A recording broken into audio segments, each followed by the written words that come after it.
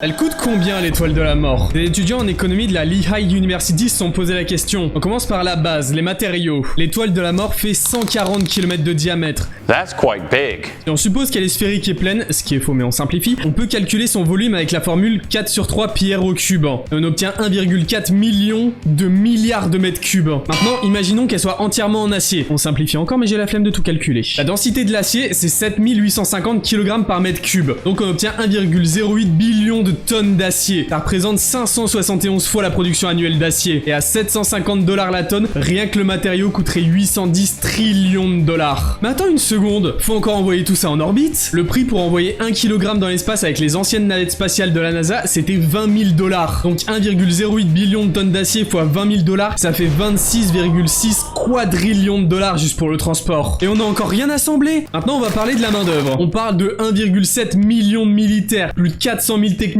et civils. On va dire au total 2,1 millions de personnes. Et on leur paye le salaire moyen d'un soldat américain, on va dire 50 000 $ par an. Ça donne un coût annuel en salaire de 105 milliards de dollars. Sur 20 ans de construction, ça fait 2100 milliards de dollars rien que pour la main d'œuvre. Maintenant le laser destructeur de planètes. Pour détruire une planète comme la Terre, faudrait libérer l'équivalent de l'énergie gravitationnelle de la Terre. C'est énorme. Pour produire cette énergie avec des réacteurs nucléaires, il en faudrait des millions. Et le coût énergétique est estimé à 500 quadrillions de dollars minimum. Juste pour un tir. Sans parler du fait que ça violerait toutes les lois de la physique connues, mais je laisse science-fictif calculer tout ça. Au final, les étudiants de la Lehigh University ont fait une estimation assez conservatrice. Uniquement pour la structure, on est à 450 quadrillions de dollars. Mais si on ajoute le transport, les salaires, l'énergie, le laser, on dépasse probablement les 20 quintillions de dollars. C'est 200 000 fois l'économie mondiale actuelle. Même l'Empire aurait fait faillite plus vite que FTX.